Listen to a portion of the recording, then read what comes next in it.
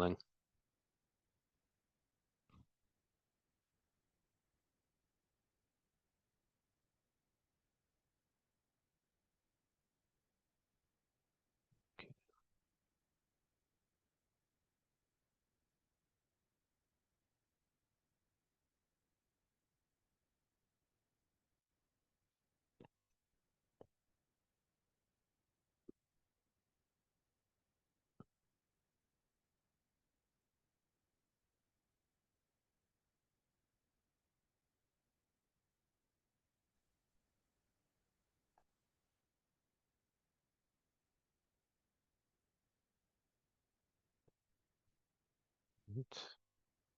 About 30 seconds or so, I suppose, and then we'll kick it off. How many you got in here? I think we're about 30 right now. We had 140 RSVP, so we're light, but I suspect people are going to be coming in late, which is understandable. Schedules get busy.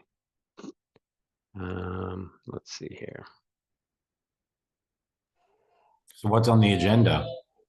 Well, what's on the agenda is, and I guess actually that's a good segue into getting started here, I suppose. So what's on the agenda this evening, and maybe I will share my screen as I talk through this. So bear with me for one moment. I'm just going to hit share screen here so that we're all looking at the same thing.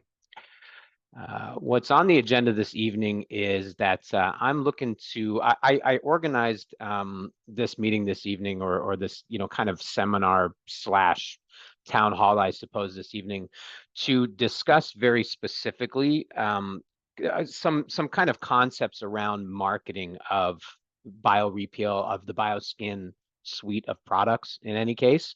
I think that when push comes to shove, I mean, we're dealing with professionals in the industry. They know skin, they know aesthetics, they know how to treat and manage different skin conditions and how to work with people. And really probably everybody has their own style and approach to marketing and things like that. And so it's not, none of this was to say we know better than you about how to market your services or how to sell your services in your market, but rather to have some kind of a, I mean, number one, to kind of go through some marketing concepts that I know from my experience in marketing and communications, and then again to kind of open up the floor, for people to ask questions and in a more interactive way, kind of talk out, different approaches, different things people might have done in the past, so different scenarios that have come up in their own practices about how they market, how they sell, how they position the product, or products versus other products that a client might have used in the past or might be interested in using in the future or whatever. So, again, really tonight is about, kind of putting some ideas out there in terms of more kind of broad and generally accepted sort of formalized marketing concepts, and then also to have a more interactive sort of a feedback from other people about what's worked for them, what they've done, and different things to kind of help people to get the creative juices flowing, and and ultimately sell more BioRePeel treatments, ultimately sell more Lucente treatments, ultimately provide more, more of these services to their clients, and help to, and kind of leverage, our knowledge, our experience to help to grow this part of their practice, this part of their business. Yeah, good. Sounds great. All right, Looking and forward to it.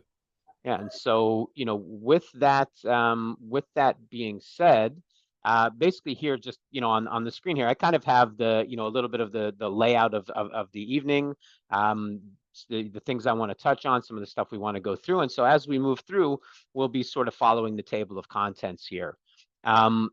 Really, again, kind of touching on the goals and objectives, right? The things that you were just asking about. Really, objective number one, I think, is, as a practical matter, is to identify why somebody wants to market, to do marketing or communicate around the product, and a variety of different sort of means and ways to go about doing that. I'm specifically going to kind of focus on a type of marketing approach that I learned very early, in my career, which is called smart marketing. Okay, it's SMART, kind of, as a stands for a specific, sort of a set of ideas with regard to a marketing approach, and then to ultimately provide this sort of a forum for understanding and kind of contextualizing these ideas, and looking at ways to take that and kind of implement that into real life, so that people can use these concepts, leverage these concepts to develop their own marketing campaigns, and drive some of the marketing, some of the some of the promotion that they're doing of the products on their side. The mission here ultimately is that is really just that. When you walk away from here, you're not going to be a marketing guru necessarily. I may not teach you something you didn't know, but again, it's just going to be some ideas, some concepts, some more, some direction. Something. There's going to be a tidbit somewhere that you're going to be able to take away from this. That's going to give you some value. Help you to promote, help you to sell, find one more patient, whatever. If you find one more patient from some kind of little marketing piece you did, or some kind of a marketing effort you put together as a result of something you learned here tonight, then I definitely did my job. And so, the idea is just that, to give you, some nuggets, some morsels that you can take away, that you can apply, and try to help you to promote and sell. Now, we did, and actually, as I get into this, I kind of conducted my own little A/B test, okay, as a way to illustrate some of these marketing concepts. Okay, so when I first sent out my first email about this marketing seminar tonight, it was like, hey, happy 4th of July, everybody! I'm going to do this marketing seminar. Come and join me. And like 30 people signed up. First day, second day. Then on the second day, like in the evening, I sent another email and I said, hey, everybody, I'm going to be giving away a vial of BioRePeel, to one winner for whoever comes tonight, and signs up and takes part in the seminar. And all of a sudden, 35 more people signed up, And then we put out the third email a couple days after that, and it says, well, it was like yesterday or whatever, and it says, not only that, but you're going to get 5% off your next order just for attending tonight, and getting the promotional code that we're going to give you at the end of the session. You're going to be able to use that use that on your next purchase to get 5% off. And all of a sudden, 100 people signed up in the next day and a half, right? And so I think that it kind of perfectly illustrates some of the things I'm going to get into, but looking at calls to action and small incentives. I mean, look, if you think about it, I mean, a vial of BioRePeel, there's two ways to look at it. It's either $100 value or it's $1,000 value. Okay, depending on if you're looking at cost or how much you're going to sell the treatments out of that vial for. 5% off on a box of peel is one number. 5% off on a premium package with 2 boxes of peel and a bunch of aftercare is a different number. These are not necessarily huge incentives that we were providing one way or another, but it was enough to call more people to action than just saying, hey, let me give you some tools to help you to promote to promote the products and to improve your business. And so, bearing that in mind, right, or having some context for that, I think is a kind of a baseline, important type of a frame of mind to be in when you're crafting marketing campaigns. You don't have to give away the farm. You don't have to be, normally it's $250 and you're giving it away for $100. You don't have to do things like that. Even small incentives are going to be enough of a call to action to get people interested, to get people clicking, to get people looking at what's going on, to get the phone ringing, to get the email form filled up.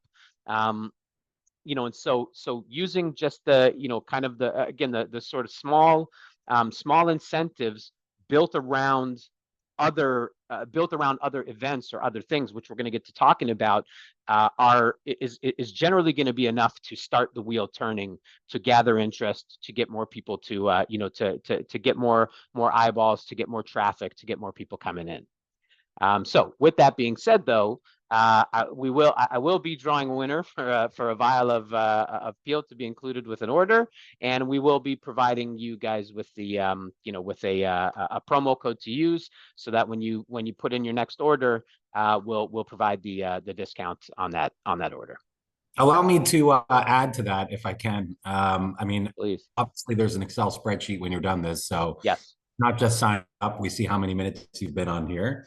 We're Sure. going to choose another one of you, and I'm going to go ahead and give you a free box of either gold or blue. It'll be your choice. So let's add to it for today. All right. A free box of gold or blue, and that's on the That'll house, be and on. yeah. Somebody will win a bill. Yes. Somebody will win Yeah. a box. Everybody gets 5%. Gave us their time, no problem. But we'll add something to the pot to make it nicer for everybody. Fantastic. All right. So then, so kind of getting into it, if we zoom out to 10,000 feet, right? There's generally speaking kind of two reasons why you market, or why you do a marketing campaign. Um, it's either going to fall into the bucket as a general matter of brand reinforcement, or a specific call to action. So the examples I used: Coca-Cola, Pepsi, Kleenex, whatever, I don't know, Apple, right? These are household names. Everybody knows them. Everybody knows what they sell. Everybody knows what's available and out there. They know the products. They like the product or they don't like the product. Pepsi doesn't need to advertise Pepsi. It's not like they're going to find the person that never heard of Pepsi. Okay. But what they are doing is they're keeping the brand top of mind. So when I get thirsty for a soda and I see Pepsi, it strengthens the chance that I'll grab that Pepsi from the cooler instead of the Coke that day, because of some sort of subconscious reinforcement, because I've seen Pepsi around or whatever. Okay. Um, and it also establishes or reinforces a certain relevance of the brands, right?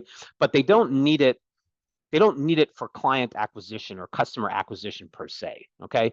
And in a lot of cases there isn't a specific call to action in any of the advertisements that you see for those types of products. And again, I mean, Coca-Cola and Pepsi are good examples. Like, yeah, you're seeing someone drinking an ice cold Coke on a hot day. Subliminally, they're telling you something, but they're not like, go get a Coke right now, or get 25% off the next Coke that you buy. You'll almost never see that type of a specific call to action in an advertisement for brands that are that established. On the other side, you have the call to action. You have the specific, kind of marketing that's catered precisely for the purpose of driving customers to act now for a particular reason, for a specific reason. It's Mother's Day. Treat your mom to a day at the spa. 20% off all the treatments. Call us today. You know what I mean? And that type of advertisement, that type of marketing is again going to be quite specific. You're going to be catering to likely a particular audience. It's going to be built around a particular event. It's going to have a call to action. It's going to have an incentive. And that type of marketing is going to be something that's more immediate. It's more client acquisition driven. And its purpose is, solely to kind of reach out and gather clients and bring them in, under the guise of this event, this discount, this timing, act now, right? And do something immediately. So those two kind of buckets, I think, are really ultimately where most advertising is going to flow down from. It doesn't matter what the medium is necessarily, but when we get into how do you market, there's really sort of three primary mediums. You have print media, you have digital media, and you have some physical media. Um, and so, the print is, to a degree, kind of fallen to the wayside, but it's still very relevant. And in a lot of places you go, you're sitting in the waiting room and there's pamphlets and people can read and, oh, that's interesting. And they ask you questions about that service, and that drives a certain amount of conversation. Brochures, paper and magazine type advertisements. A good one is editorial content. I was never in the years that I've been marketing, I was never a big fan of buying an ad in an industry publication. I found it to be much better to be viewed as a thought leader and to participate in editorial content. And so when they're writing a story about this product, they're coming to you to give some kind of an input about that product. And people subconsciously will understand, like, oh, that lady knows what she's talking about, when it comes to chemical peels, or when it comes to lasers or XYZ service, right? And so so participating in editorial content is a very powerful way to passively advertise your knowledge and your expertise, which really helps to build your brand as a thought leader and a service provider. But billboards, direct mail, all of these are these kind of print, sort of, I mean, really traditional print media. On the digital side, digital is going to include everything from email blasts to social media marketing, online publications, e-magazines. This is more the advertising of today, right? And print may be your granddad's advertising, but the digital media is really where it's at today, and we know it. Everything is on the Instagram reels and the Facebook posts and the and the stories and so forth. All of that is really the kind of primary focus, I think, of a lot of advertising that's done today. Really, again, much more so than print or even physical advertising mediums. But that being said, there are different ways to kind of go about how you leverage those media, the digital media in specific, the social media and the email and so forth, to really best drive, again, either brand awareness or specific calls to action, right?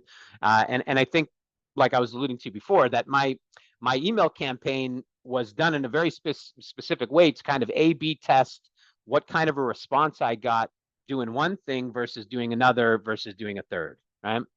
And so, and that helped me to gauge a little bit, where the better response is. Well, then maybe the next time I do a campaign or I do an event like this, I start with the third one first, and get a bigger upfront, kind of interest, and get that traffic right away. The physical advertising, again, may include things like, call campaigns, going out to trade shows, doing open houses in the, do an open house in the salon, do treatment parties and things like that, either at your location or at remote locations, anywhere where you can kind of physically gather people, or again, have some sort of a physical, as much as a call campaign may not be the most physical interaction, but it's still a direct communication between you and the potential customer, the potential patient. Those physical touch points are also going to be really, really effective, marketing tools, and really good ways to kind of reach people and establish that direct connection, right? And I think that, again, where print and even digital, will fail is in establishing that human connection. People all the time. I mean, I have hundreds of clients I deal with all over the country. The best relationships I have are with the people I met at trade shows originally, or subsequently met at a trade show. Someone like, oh my God, a face to a name, and you establish some kind of a a person to person connection, that's much stronger than anything that might come from a cold email blast, or a pamphlet or an advertisement on a billboard or something that they saw somewhere. So so those physical advertising is going to be something that's really powerful, and it's also, but it's going to have its own set of costs and challenges, I think, like any other marketing, like any other means of marketing. Give me 1 second. Okay. So as far as the general kind of marketing theory that I wanted to put forward today, I touched on it earlier, but it's the marketing theory that I was sort of taught in some of my formal marketing and communications training was what they call smart marketing, right? And smart marketing, SMART stands for specific, measurable, achievable, relevant, and either time bound, which is like attached to a certain time, or time sensitive. Okay. And so the general kind of idea here is that any marketing that you do, you shouldn't just advertise to advertise, right? Don't just call somebody to call somebody. You call somebody because something specific is happening, something of value. You have something of value to offer them. Not just to call, hey, how you doing? Just wanted to see what's up. Like, there's some value in that from a kind of a client management or a relationship building perspective, but from a marketing perspective, it doesn't really do anything for you, right? But if you are going to market, you want to be marketing against something specific, and then when you do that campaign, you want that campaign to be measurable. You want the goals that you set for yourself to be achievable. I want to bring on 10 new clients from this advertising campaign, not 1,000 new clients, because you're not going to get 1,000 new clients, right? You want the advertising to be relevant, and you also want it to be bound to some timeline. It's not just open-ended forever, 5% off for the rest of your life, right? It's while quantities last. You hear it all the time, right? It's a limited time only, right? It's save 20% for Mother's Day, save 10% for Father's Day. So those advertisements that, or the marketing that you're doing, is tied to a specific time frame, and it does two things. It calls people to action in a certain time period, and it also helps you to kind of manage the follow up on the advertising campaign for yourself, to understand the success of that campaign. If it's open ended and it persists forever, it's much harder to measure the success of that campaign in customer acquisition, or whatever the case is, then if that that 10% off is for a certain window, and then you're able to gather that business, and you're able to draw a straight line between, I offered them a discount, they came in and redeemed it, and that those things are connected to each other. um Sorry, here we go. So, kind of breaking down each of the pieces. We start with specific, right? So your advertising, your marketing efforts should be specific to a product or service. I'm, some people will do like 20% off everything. I'm not necessarily a big fan of 20% off everything, because again, it's harder to measure, right? And I'm more of a, you kind of focus on something, attack that thing. You want to grow part of your business, grow that part of your business, and then do another campaign to grow another part of your business, and another part, and another part. And it's going to be easier to manage what happens there. It's going to be, when you compartmentalize the product or the service that you're trying to promote, it's going to help you to, again, it's going to help you to measure it. It's going to help you to manage what happens after. If it's 20% off everything, it's like, you have to be prepared to handle an influx of everything. If you're just promoting BioRePeel, you got to have a couple extra boxes of BioRePeel on hand for when the rush comes, or for when people start booking, or whatever. So it becomes easier also to manage the outcome of the advertising campaign when you're focused on something specific. Oh, sorry, did I just drop my screen share? Here we go. Secondly, you want that your marketing efforts should also have a specific goal or a specific outcome, which you kind of touched on. But again, the idea, for yourself, I want to try to acquire 10 new customers for BioRePeel through this campaign. I want to try to have 30 more people come, this summer to do this treatment, or whatever. So, so the idea there is that also your goal should be specific. And then your advertisement, your marketing efforts should also have a specific call to action, right? Which we also kind of touched on. Do it now, get this benefit, right? And that specific call to action, again, in a lot of cases, is going to be a tool that's going to help you to, attract the attention and get people to pick up the phone, or to come in, or whatever. And it's also going to help you to measure the result, because you're going to be able to connect the benefit to the action that the person took. Measurability of the marketing campaign is really the second piece, right? And so again, any marketing that you do, any time or dollars that you spend on marketing, you ultimately want to be able to track. Because if you just blindly spend $1,000 or $10,000 or $50 on some kind of a marketing campaign, and you don't know what you got from it, then you just spent $1,000, right? And there's no way to say the next $1,000 I spend is gonna be better or worse spent than the last $1,000 that I spent. If you have measurable goals in that, built into that advertising campaign, and mechanisms by which to measure it, That's going to help you to understand if your dollars were well spent, and it's going to help you to understand if it's good to spend those dollars again, or to spend them a different way, or to try something different. So, it's digitally digital advertising generally is going to have some kind of underlying tracking built in, right? So it's going to have a click monitors, or it's going to have, click through links that are going to be able to follow that traffic from, where it came from to where it landed. Did they fill out a form? How long did they spend on the page? Like, there's all kinds of data that you can get back from digital marketing campaigns or digital advertising campaigns, that make it that make them very easy to track. Um, Even in those instances, you can always do things like, again, some kind of a promo code, or something like that, that's going to help for you to further track it. But again, digital media is typically going to have a lot of those mechanisms already built in. If you're doing print, you definitely want to have some kind of a promo code, or something to that effect, that people will use to identify that advertising.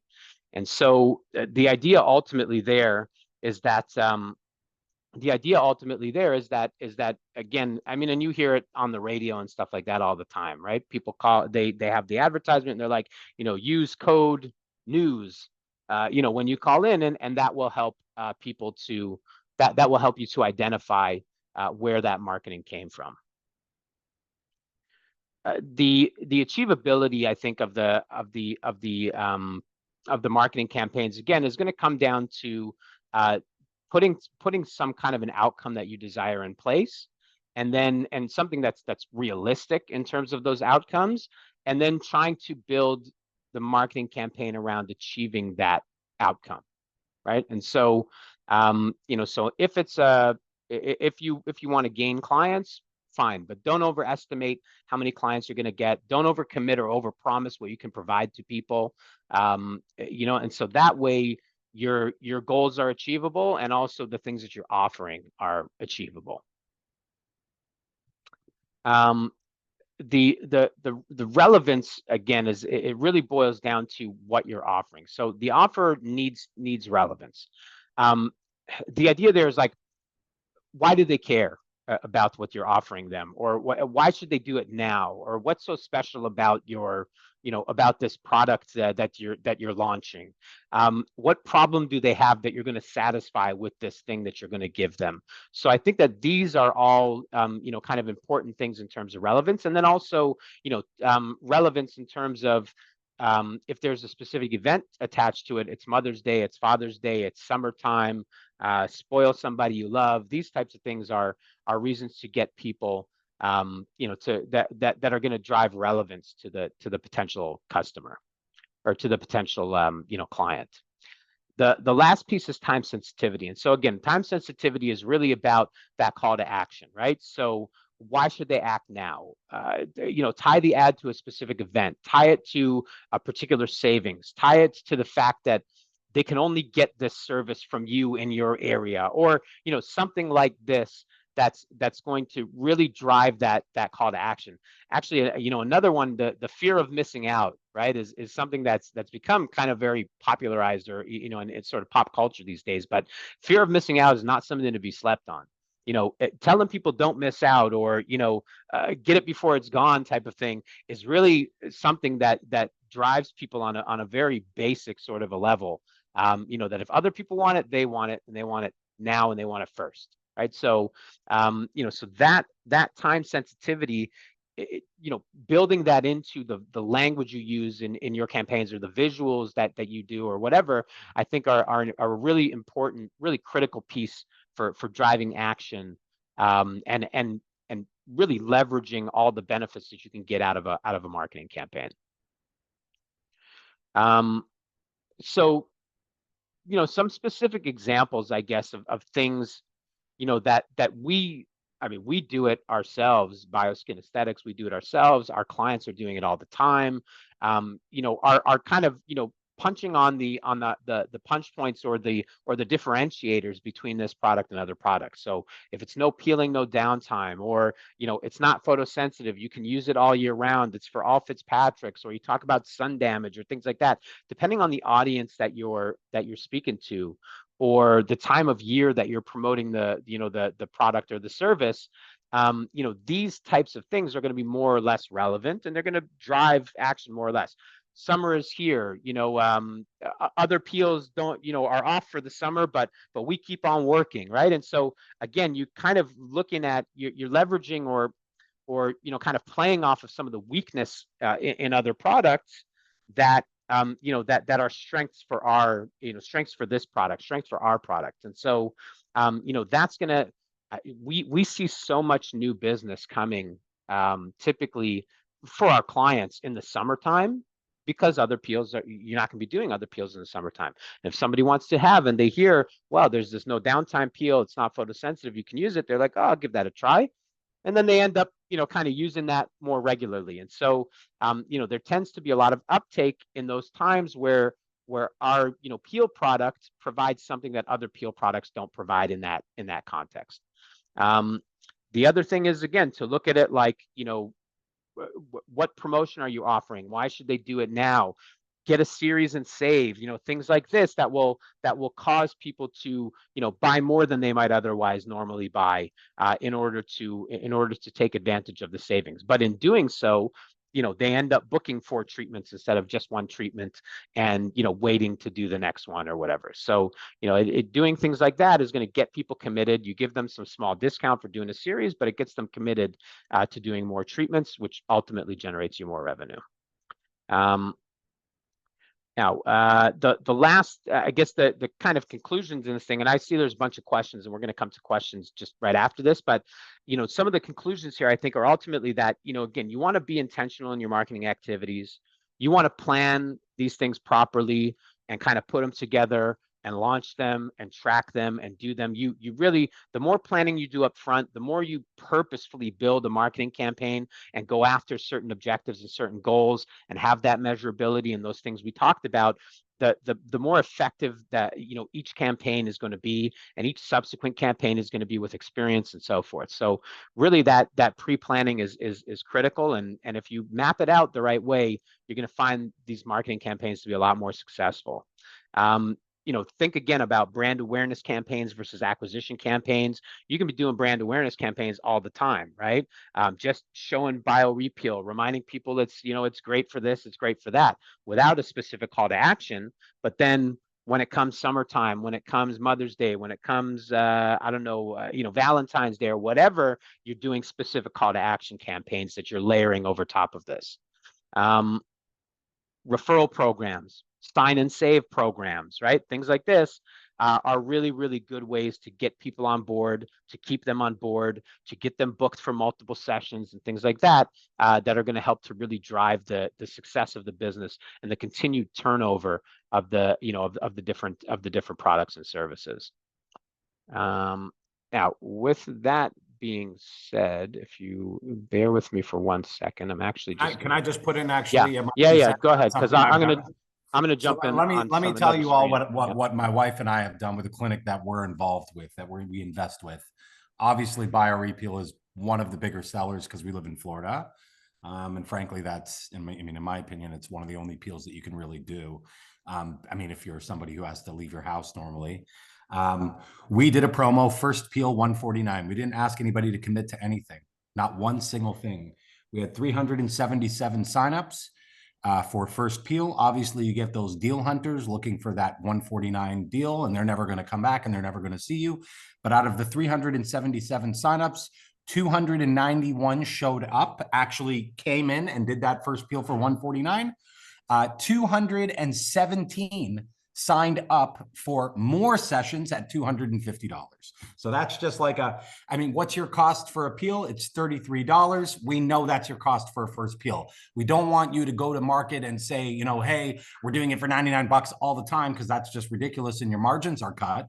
But to have somebody in one time at 149, even at 99, the peel will sell itself to where they'll want to come back for at least one more, if not 2, 3 more. And I'll only know the data on who signed up for all 4 probably in another couple of weeks. But those are massive, massive numbers.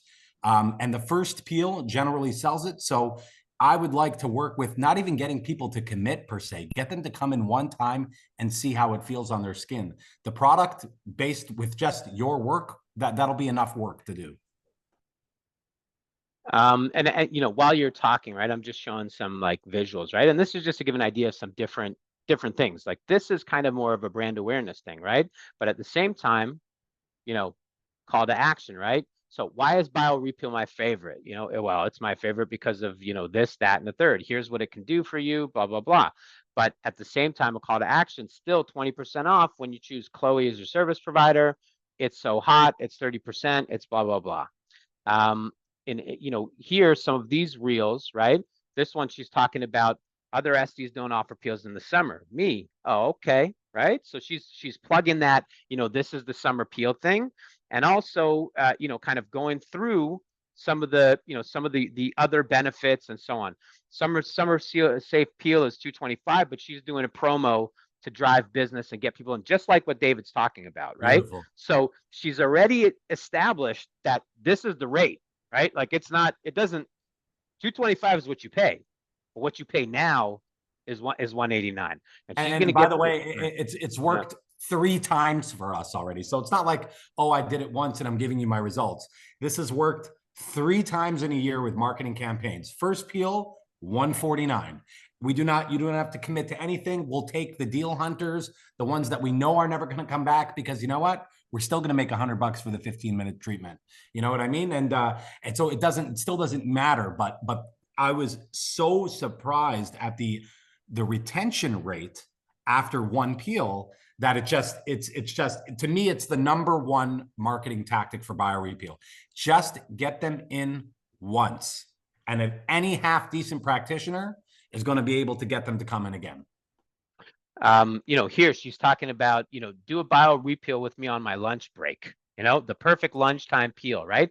Um, Again, 30, 45-minute appointment, no downtime peeling, right?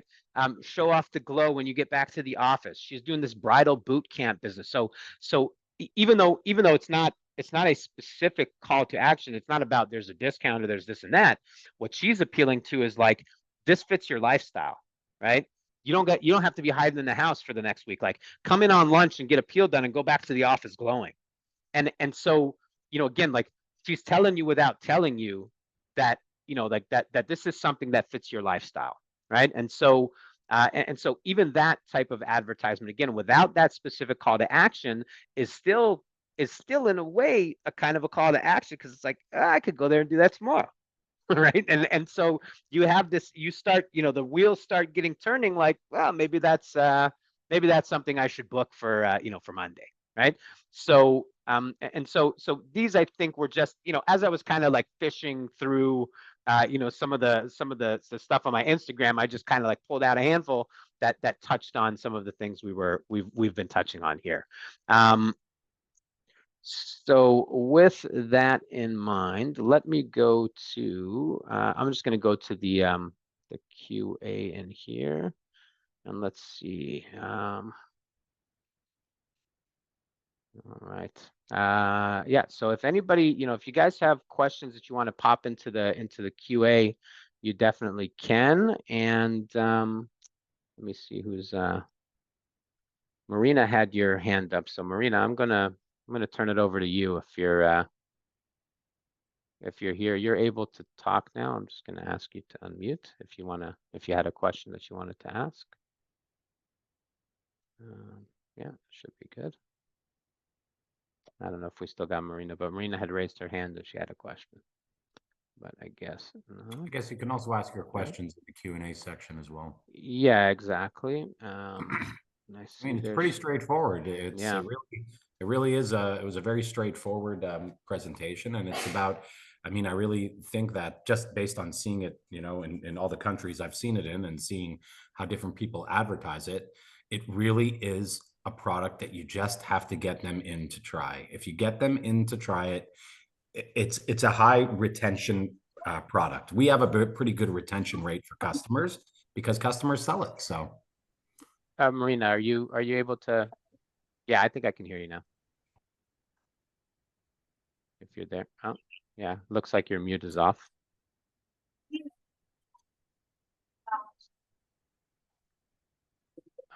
but the reception's not the best. Oh yeah, it looks like We can't hear you.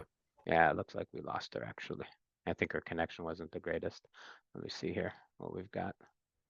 Um, Priscilla, your question is more, I guess, is more technical than than marketing related. But you were asking about the length of time that the treatment should stay on, which again I think is okay too, because like I say, I wanted to kind of open up the back end of this seminar or this session to really have a more of a general Q&A, and a sort of an open discussion, right? So if you have technical questions, if you have kind of Anything. process related questions you want to ask, by all means. If there's anything you want to ask. So Priscilla, I've put to allow you to speak, but the question of how many minutes the treatment should be on, or how many minutes the treatment should be, start to finish, a BioRePeel treatment, like a topical application BioRePeel treatment, shouldn't be more than maybe 20 minutes.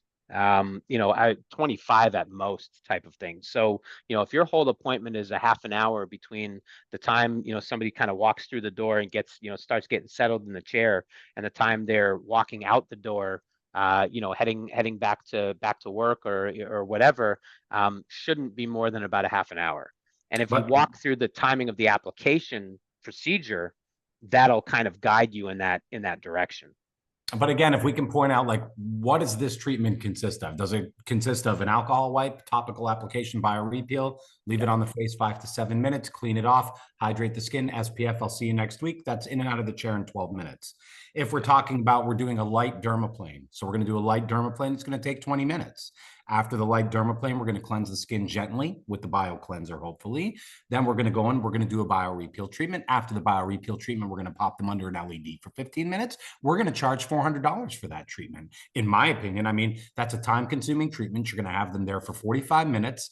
And that's what you do. Another thing is that a lot of people hold us to strict protocols. So let me tell you, me, gold on my face, 10 minutes. That's my protocol. My wife's protocol, blue on the face, 5 to 7 minutes. Aaron's protocol, generally what? Blue on the face, 5 to 7 minutes. Sometimes you'll do So, 8. It really depends on the person's skin and the practitioner, you guys, especially the ones who've ordered the product more than twice. I mean, for topical application, you guys know the product just as well as the reps who sold it to you do. In fact, you probably already have probably whipped better. up something. Yeah, You've sure. probably already whipped up Yeah. something in your arsenal that we Mhm. should be putting in our portal for everybody else to take access to, which is why I have that Facebook group as well. Like, throw your suggestions in there, your protocols in there, things that you think work for you to help other estheticians in other areas who aren't competing with you guys anyways. For awareness of how to deal with this product. But that is one of the things that I say with BioRePeel is that it's so versatile.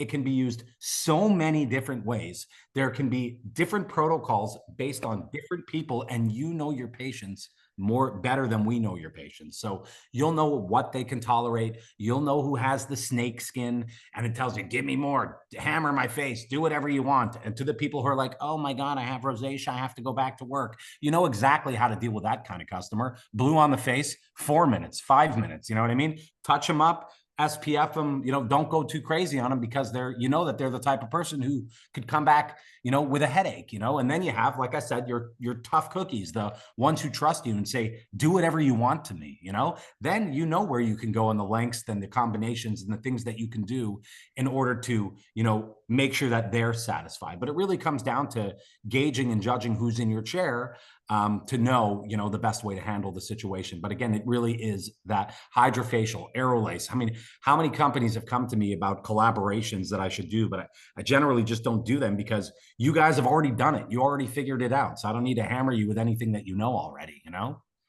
And so, Lemore, you're asking if you're allowed to use the videos that we post on the Bioskin Aesthetics IG page, right? And I would say, as a general matter, that's a yes, right? Well, to Um, repost them, but yeah, obviously to give credit to yeah, the person who put the videos. I mean, yes. that's what we do. I wasn't really going to hire some social media company to post a picture of BioRePeel with a flower and say, it's really good for your face. We like to repost our customers because the amount of emails that we get daily from people not who are estheticians, from random people. Where can I get this treatment done? Which is why I'm building a physician finder for the last 3 months. I'm just trying to narrow down the customers who use the product and the customers who ordered the product one time and don't use it. Of course, I'm not going to list them and have them compete with you guys, because some of you are savvy veterans that obviously we want the customers going to the practitioners that are experienced. So if somebody's ordered one time, I'm not necessarily going to put them on my practice finder. But once we see it's something you advertise, it's something you work with, we're going to put you on a practice finder, because all I get all day is inquiries on where can I get this done. We ask for a zip code, we take the zip code, and we give them 5 places within a 5-mile radius of their zip code, or even 10 miles. Um, when posting a promo for BioRePeel and it's a great deal, people can't resist. New clients reach out to come in for the BioRePeel deal. What if they've never had a peel before? Would we still do BioRePeel as the first peel ever? And I think that, I mean, the answer to that for me is an absolute yes. The I only think peel that you that can do. it's really yes, it's really probably the only peel that I would say with confidence, That contains TC. 100%. I like I listen, I'm 45, turning 46 years old. I've never once put anything on my face except for water, okay, in my life, like cream, nothing. BioRePeel was the first peel, the first chemical ever touched me. No peeling, no pain. My wife has very light, very fair skin, very sensitive skin. If I like walk past her the wrong way, her skin gonna be red, you know? It's the only peel she can do. She would never in her life for even 1 second think to do a VI peel or something like that. Like it's not even a thought that would occur to her. But the BioRePeel is a peel that she can do, that she can do regularly, once a month, all the time, getting the peel, no problems, right? So I would say absolutely. Like, not only is it okay, like that would be my suggestion. If somebody wanted to come for a VI peel, do a BioRePeel on them first. Like before you start hitting them up with a VI peel, like because it's that peel that's gentle, it's safe for all skin types. You can use it all year round. All Fitzpatrick's on rosacea skin, things like that. The counterbalancing of ingredients in this formulation is not like other peels, and so it's that type of thing that not only can be, but is kind of specifically catered to being able to be used as a first peel, as a 100th peel, And for any. that is because again, it shouldn't be taken lightly. BioRePeel is 30% modulated TCA, 50% modulated TCA. It should not be taken lightly. But all that ripping apart of your face that happens with a VI peel or a perfect dermal peel, for example, oh, that's happening with BioRePeel, but it's happening from underneath the superficial layer. So that is where that non-photosensitivity comes in. It doesn't matter what color your skin is, because it's not working on that layer. It is turning over cells, exfoliating dead skin cells from the inside out. So like we've stressed in all of our Zooms, is hydration is key. If your patients hydrate correctly and don't have too much of a compromised skin barrier, the peel will probably, generally, the experience will be exactly how we advertise it. But again, another thing is that goes along with, obviously, you're going to market the peel, they're going to come in. We want to set expectation. This is Yeah. the expectations of what you can expect. Now, I remember when mom did it, Aaron. Mom, oh my God, Mm-hmm. I'm 75. My mother looks like she's 45. She looks 30 years younger. This peel, it's a walk in the park. Well, she was flaking so heavily. It was Yeah. unbelievable. And that is Yeah. because she has a compromised skin barrier. So from the outside, she looks incredible. Like some of these Victoria's Secret models that go to one of our spas in Manhattan. Their skin looks amazing, but these people purge sometimes after peels, because they spend so much time suppressing the bacteria that's supposed to be coming out, keeping it underneath so that they can go to the next show or that they can do the next thing. So purging, again, which is another thing that I encourage all my educators, all my reps to address in all the Zooms, is something that can definitely happen. But you have to understand the science of BioRePeel first to understand that purging is okay. Things like flaking is okay. But you'll Yeah. never get that sheet peeling. I can't go to work, I can't go out to an event with BioRePeel unless you've really pushed for it by using the gold to frost or by trying to lift pigment or melasma with it. These are things that change the way that we advertise the peel. Forget about no peel, no pain, no downtime. Forget about it. When Well, you're and so dealing with I think that melasma, that's And I think that know? that's a good segue into Dr. Kimberly's comment, which was that she's saying that she's done some pretty aggressive off-label things with the peel and had amazing results. And Any I of think her that results I yeah, see in the Facebook group. yes. She's I one of think our that that top. speaks to that She's in our top specifically. 1% of Yeah, practitioners. That's absolutely. somebody who's been using the Um, peel a very long time now and ordered a lot of times uh, and has really figured it out. and So and use the peel, and also, not to kind of point fingers at Kim, but like, and uses Lucente and loves Lucente and has great success with Lucente, and uses the suite of products, right, in the way that they're supposed to be used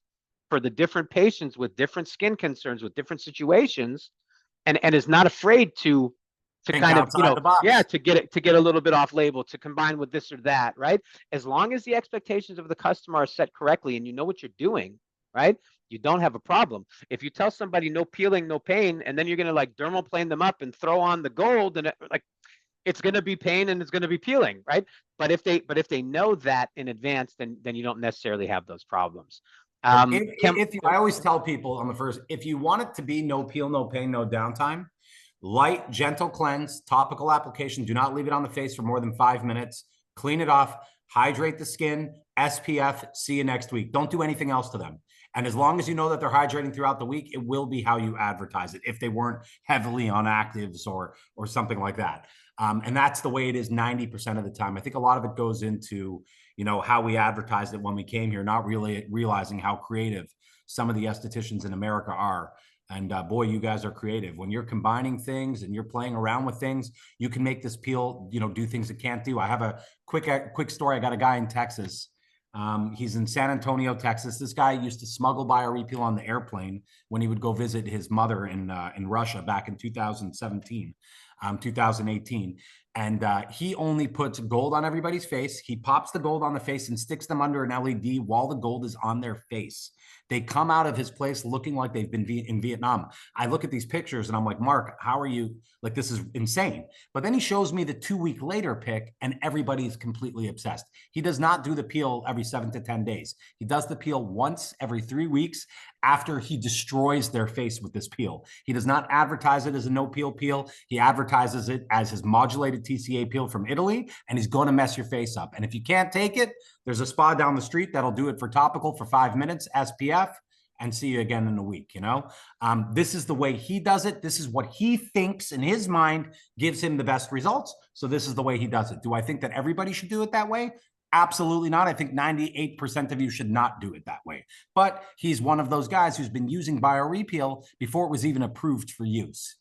So oh, sorry. Okay. So can we combine BioRePeel and LED therapy?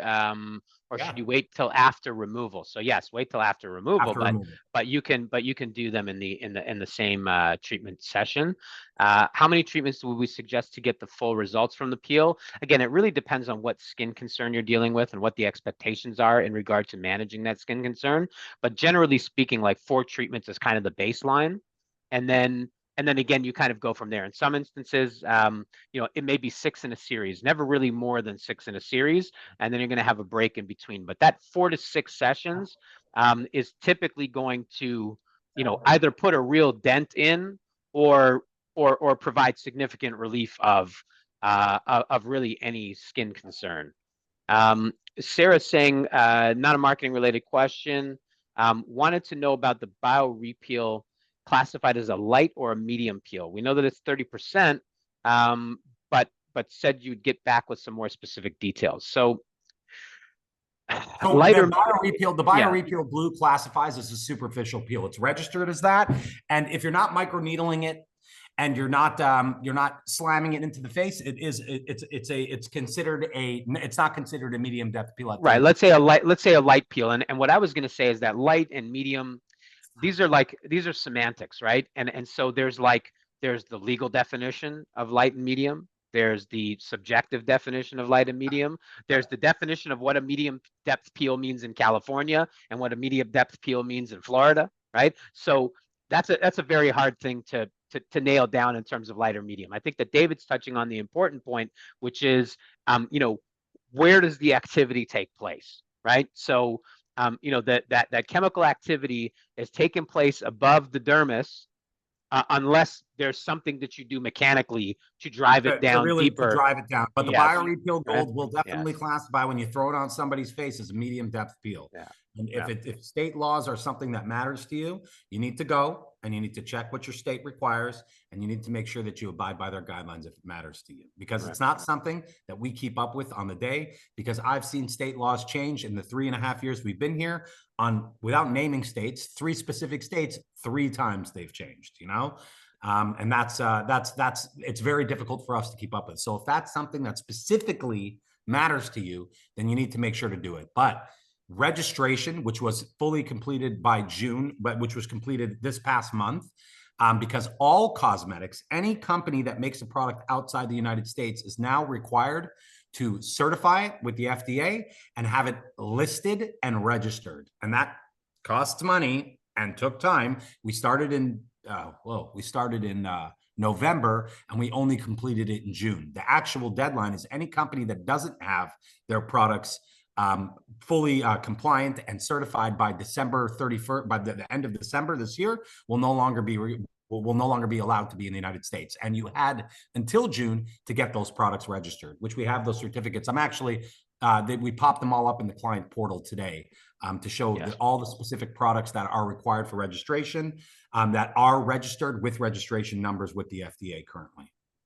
Um, can a mask be used after a BioRePeel? Absolutely. Yes. A lot of people are using this hyaluronic masks, and We have a mask coming out in we one have a month. mask.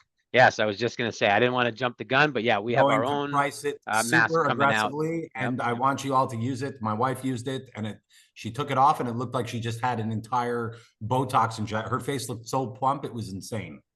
But I'm going to Um, price it very aggressively. It'll be a no-brainer for you. Sharon says that it's not a question, but BioRePeel was the first peel she ever had done, and it was amazing. And so we appreciate that very Thank you, much. Sharon. What price point for retail do we suggest? You currently have it at 250, Nicole, and that's really what we suggest. That 250 price point is pretty static and it's pretty normal. I mean, I'm not aware really of any of my clients in any market that across the country that get below 225 as a standard price. I think 275 to 300 is actually probably more in line with the average price for a single peel.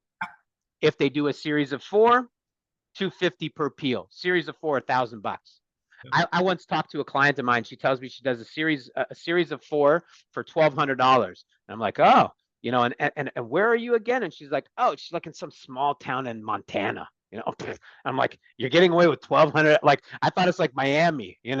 She's in Missoula, Montana. I know who she is. She does So she's charging $1,200, like, for a 4 session series. But what does she do? She value adds it, right? So she gives you the rehydra and the relift, the small retail size rehydra and relift to take home as part of your package, and she provides one of the set, like these guys here, okay, and she provides one dermal planing as part of that package. part of the So you package. get 4 BioRePeel, rehydra relift, and the dermal plane for $1,200. Right. And then we have somebody in the Hamptons who charges 900 a peel. I almost fell off my chair when she told us that 900 a peel. I literally I remember hanging up the call with her, telling my wife this sounds like highway robbery, but Yeah, it's like you're on the wrong end of the business, Well, it's 900 in the Hamptons is like, Yeah. it's 199 for us, and Yes. us Yeah. local people, and so people really sell it for a lot. But I guess if you look around you and you're one of the only practitioners that are providing this, then like hold your head high and provide it with a lot of confidence, because you're the only one who's doing it, and that's it. And by the way, with the VI, with the Perfect Derma, I'm not talking any smack about these guys. There's still a market in America for peeling peels. There just must be a place on your menus for BioRePeel, because like Aaron said, and I can attest to it in my own personal life, my wife, my sisters, my mother would never do a peel that has peeling. So if that's the women that surrounded me in my life, I can only imagine there's probably a healthy percentage of women out there and men out there that won't do a peel that's going to cause that trauma to the outer layers of their skin, you know? So BioRePeel is a menu option for every spa in America, but for the ones that are providing it, and you are like noticing in 10 miles, 20 miles around you, nobody's carrying it, hold your head high, advertise it. You're the one who's carrying it. You're the one who's providing this treatment, and be proud of it because it's a good product. What is Kim says Lucente is a game changer. I know that you love it, It you know. really is. Does Lucente work with nano infusion? What is So that? what do we have to do with Lucente? The mesotherapy part of the Lucente, we need to get down into the skin. Why do we need to get it down into the skin? Because that is the melanocyte blocker. Okay, so if you were just to use our Lucente cream, which I didn't even talk to everybody about yet, but only based on customer feedback and the amount of customers who have patients who want to buy the cream, I'm going to start allowing people to buy the actual creams, because the creams for existing pigment and melasma, if you're looking to just brighten it up, I mean, there's not a better inhibitor on the market. It's the best. But if you want to deal with the situation of it reoccurring and coming back, you want to be able to get that product into the skin, in some cases as deep as possible, to stop the melanocytes from reproducing. Then we're going to use that cream to brighten the existing melasma. So I've seen it work with products like microneedling devices, microchanneling devices. I've seen it work with even that Regenerate pen. Mm-hmm. I've even seen good improvement with the Jet Plasma device, which to me, the way that we had it worked and the way that we invented it and the way that it was done in Italy was some practitioners actually inject it. Most practitioners needle it. And that's how it's been done in Europe. And that's how we brought it to the United States. So you want that mesotherapy, those two initial products, you want to get those as deep in the skin as you can without causing, major bleeding. And what that will do will help get the melanocyte blocker in, and that cream applied will help brighten the existing pigment and melasma. Obviously, there's a little bit of retinol in there, tranexamic acid. But again, it's also done as a no downtime product as well. Right. So it's not done as like a Cosmolon where you're getting that hydroquinone that's ripping your skin raw. You will get very similar results with Lucente that you will with the hydroquinone version of Cosmolon without having that massive physical disruption in your patient's life. Yeah, because one of the questions was what's in the Lucente, and that's why I was kind of showing that the ingredient set there. Okay, just so you have a feel for it. The tranexamic acid is really your It's the your kind of driving force. primary driver, Driving right? force. And then the rest of these are going to provide some exfoliation. They're going to provide rejuvenation, skin relief, et cetera, et cetera. So it's But what is really, the yeah, difference? it's What is the yeah. difference between our tranexamic acid and any other tranexamic acid? I believe that that's really because you could take tranexamic acid pills. There's tranexamic acid and everything coming out of Korea now. It's like everybody finally figured it out. So the difference between my tranexamic acid is I vacuum sterilize. I don't know if you know what vacuum sterilizing is. Every single product on the market in the United States is sterilized with heat. And by the way, that's not a knock on anything. That's what the standard is. When you sterilize something with heat, there's a general loss of 40 to 60% of its potency. It doesn't mean the product's crap. It goes to market at 40 to 60% less potency than when it was manufactured. And they still work. What we did was we patented vacuum sterilization in Italy. Vacuum sterilization is almost like, to simplify it, a cloth in a vacuum almost, but a much more sophisticated one. I'll be in Italy in a week. So everybody stay tuned because I'm going to show you all our machines, all our equipment to help you guys understand the level of exactly who we are and what we do. You lose 0% potency on my tranexamic acid. So imagine tranexamic acid at 100% strength as opposed to industry standard, which is between 40 and 60% for the best companies. We have companies in Europe now trying to borrow and use the patent that we have for vacuum sterilization, which we haven't given to anybody yet. But we have big pharmaceutical companies coming to us now trying to work with our vacuum sterilization patent. So what does that mean? Again, that means that our product is the strongest possible concentration available. So that is the difference between our tranexamic acid and anybody else who sells another product that contains tranexamic acid. It was the sterilization process. How did we sterilize it? What did we lose when we cleansed it? So what does Bioskin lose? Nothing. What did company A lose? industry standard, 40 to 60%. So you're dealing with much more concentrated, high powered Italian innovation. Um, so does the peel neutralize after 10 minutes? Yes. Yes. Can the peel be used on someone who's pregnant or trying to get pregnant? We say no, No. absolutely. That's kind of one of the items on the contraindication list is not pregnant or breastfeeding. Ashley's wondering when we're going to know more about the the mask product. And It'll be so here. yeah, It'll be here. Honestly, we yeah, chose it the other week. I mean, it was a complete no. I narrowed it down to two. My wife put them both on one night and one the next night, and it was a no-brainer. The one that we chose. It is loaded with hyaluronic acid. It's super calming and it's incredible. And make sure to let me know who Ashley is. Ashley gets her yeah. first box for free. Okay, I will let you know. Whoever Um, Ashley's account manager is, say that I announced. It's recorded yes. anyways. You get your first box of masks for free.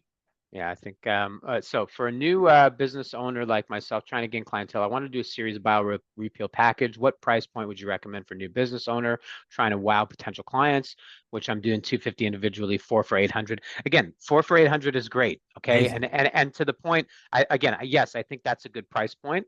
But then the amazing. other thing too is that again, you can always value add those numbers as well.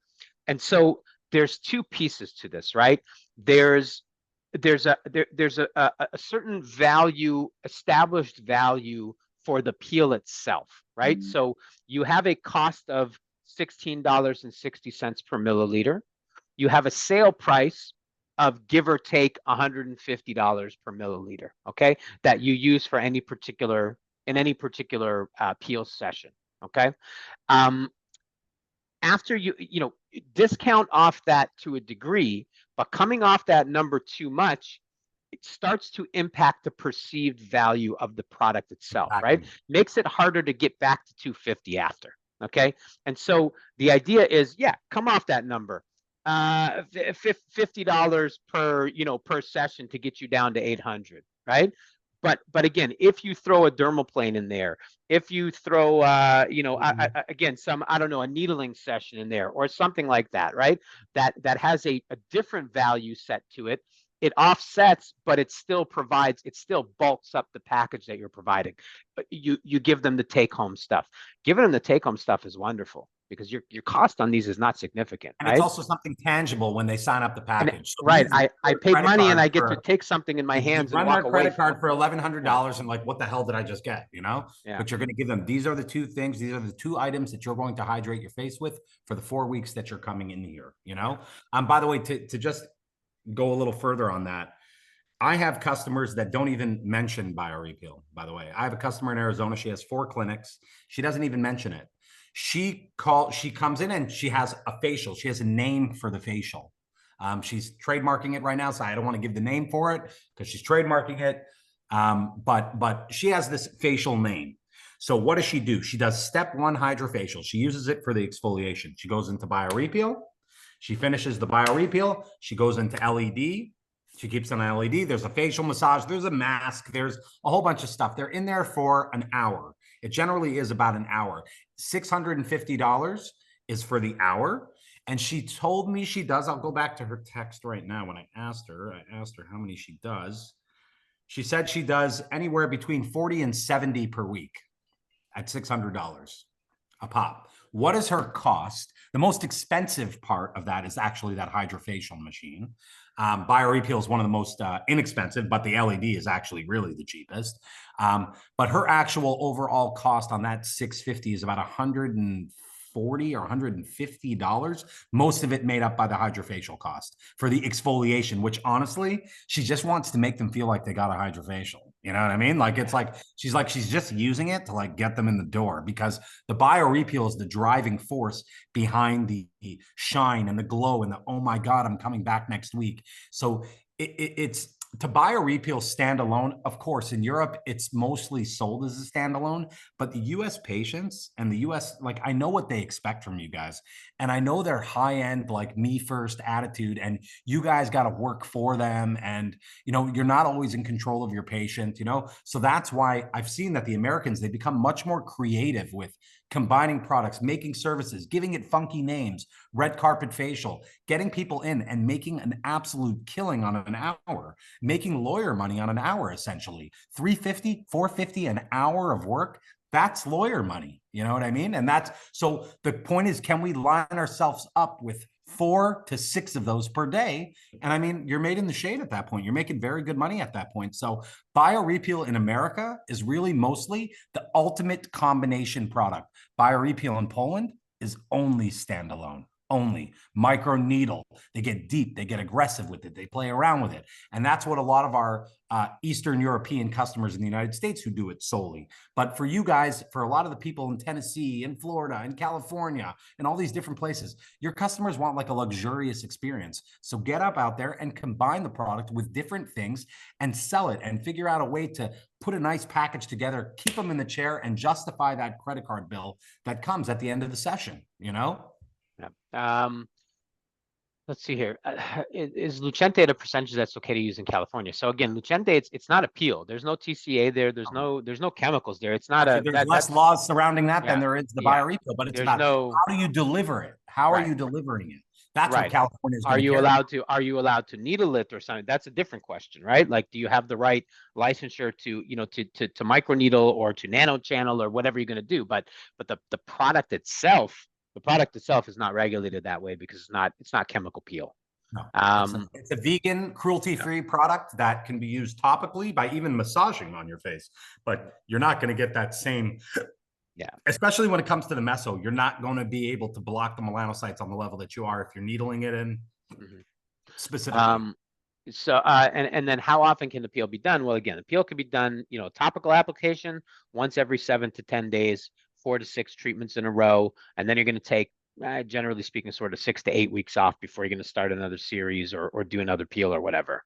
Um, if you're layering in mechanical physical injury component to that series. So if you're going to be microneedling or if you're going to be dermaplaning or you're going to be doing something like that, you may want to stretch out, have some more healing I'm a time little in more. there. But that being said, I mean, I tell people all the time. I mean, I know of a specific protocol that one of my clients does. They'll do the first session in the series is just a topical application. Simple, quick, easy, topical, gentle cleanse, BioRePeel, rehydra, relift, bye-bye. They come back a week later, they do the second series, the second session. The second session is with needling. Then they take 2 weeks off, and then they do a third session only topical. Yep. And then they take another 2 weeks off, and they do another needling session, the last session, to kind of drive it home. Okay. And so the space in between the needling sessions is 4 weeks, but the space in between individual sessions doesn't extend past 2 weeks. Okay. And so it And it's, it gives comes a down to the decent healing versatility. time, but it's It comes down to the versatility of the product yeah, that you yeah. guys name your downtime. You are the ones who are in control of your downtime. If you're topically applying, go buy my book, 7 to 10 days. I could do it 5 days later with topical application, no problem. But go 7 to 10 days with topical application. The deeper you get, the more aggressive you get, the more treatments you combine. Give them that time. How long does it take for them to send you a photo of their skin? Look at it. If you see it still flaking, tell them to hydrate, give them another couple days. As soon as that's completely out of the realm and they're done, bring them in and hammer them home again. You know, it's funny because 50% of the work BioRePeel does, you can't even see. Your patient can't even see. They're only going to see 4 sessions later, 5 sessions later, when they pinch their cheeks in the mirror and they see the difference in their actual overall skin texture. I really have to start giving some of these photos specifically of my wife. She does twice a year, 6 weeks in a row. 6 weeks in a row, twice a year, 7 to 10 days apart. That's what she does. Otherwise, BioRePeel once a month. There is no time that she doesn't go in. She gets a gentle exfoliation. She gets the BioRePeel. She gets a plumping mask. She gets an LED. It's once a month. Cellular turnover. We're constantly turning over those cells. We're getting rid of that dead skin cell, those bacteria. We're getting rid of everything. We're flushing it out once a month. That's what she does. It's like a cleanse almost once a month that BioRePeel does. And then she goes in and she hammers it out twice a year. That's what she does. That's her So approach for like 3 years strong now. So Marsha wrote that she used the gold for the first time at microneedling for a light melasma. It was great. She's going to add the LED in the mask. But Marsha, I unmuted you because I wanted you to I wanted to hear you tell me that I was right about that because we had this conversation the other day, right? So I wanted you to say it to me. That's all. You was right. There it is. Okay, because it's yeah, It was yeah, wonderful. I mean, when I wiped it off and when I was putting the biohydra and stuff on it, I was just seeing her face glowing, and it was like, this is awesome. yeah. It really Well, is. It really and is. there you go. Yes, and again, I mean, like I say, that's the thing is we literally just talked about it the other day, and like she says, oh, I got these clients, and it's really I don't know, the blue is not really doing it, the way that I want for these particular patients or whatever. I say, look, then you got to get the gold. You got to do the advanced treatment. You got to do the spot treatment, whatever. Okay, we'll get the gold, right? But I just it's when I saw you comment there, I was like, okay, because It's funny that's because what I expected to happen. the first But couple of years we were yeah, selling it, it was 90% blue, 10% gold. Nowadays, it's 65%, I believe, blue and 35% gold. So we could see that the ones that have stayed on and the ones that have kept this on and the ones that have kept this on their menu have in fact become more advanced, realized the depths and the lengths and the way that to sell this product, and that they've gone. And by the way, this goes back to the way that Aaron was talking about, even from the beginning, with the whole marketing aspect of it. As big as we are, we're really not that big. And it's not that you're not surrounded. Most people are not surrounded by so many practitioners doing this product by applying BioRePeel, because I've kept this business very small. Like, he's my brother, my lead educator is the godmother of my son. I brought this in. We were supposed to give this to Allergan, the makers of Botox. We're supposed to be the distributor to you guys. And realistically, if it were up to them, it would have only been sold to doctors and $1,500 a box. That's why I came to America, because I knew that the creative ones were the estheticians, not the doctors. Those are the ones that you go to and they hold your junk and they tell you to cough, or they put the thing on your heart and they tell you how many beats per minute you have. These are not the people that design and work with your face to get you ready to go out to the daily world. You guys are the ones that do that. And that is where I kind of drew my line and told my partners, you know what? Let me set this up myself. Let me find a market to sell this to, because I believe in America. I know who the true artists are in America, and it's not the same as it is in Germany. It's not the doctors in America that are the artists. It's the estheticians, the medical estheticians, the RNs, the regular daily people that are the ones that are going to combine this, make luxury facials, figure out a way to sell this and move this. And again, get this almost in a sense viral, which is what BioRePeel kind of became, which was very viral. It was very, it really works. It's very safe. It's very, you're not going to hurt somebody with it. And that is the main thing. And that's why I tell a lot of estheticians coming out of school, for TCA, your first peel should be BioRePeel. That's it. That's that. Don't take in a perfect derma. Don't take in a VI. Don't ever take it in. Don't take it in to start. We want to talk about your liability. We want to talk about your headache. We want to talk about your Google reviews. We want to talk about the things that are going to affect your business from point A, which is the beginning, to point, we'll call it D, which is somewhere along that process, that you want to get there smooth sailing. BioRePeel, mesotherapy products, Lucente products, all non-invasive products that will get you there smoothly. When you go more deep and you go more medicinal and you go more and you get a little bit more aggressive, and that is when things could potentially go wrong, to where you can get that dent in your business, which is that asshole who comes in and makes that bad Google review. You guys all know what it is. I don't need to go into it. Somebody who's not happy with the way that things went. So again, it goes back to the point of, like, market it correctly. You apply it the right way. You make sure that the first patient is treated very carefully. And then after treatment number 1, you know exactly the depths and the lengths that you can go for treatment number 2, 3, 4. And then you get a believer, you get a religion, you get somebody who wants to come back to you every month. let's see here. So nano infusion. Well, okay, so there's kind of two questions, right? So the first one just about the Lucente cream, using the cream the same night as that first meso treatment, I believe according to protocol you are, right? Is that you're supposed to do your meso and then you're supposed to start the creams right away and then continue to use them throughout the duration of that series.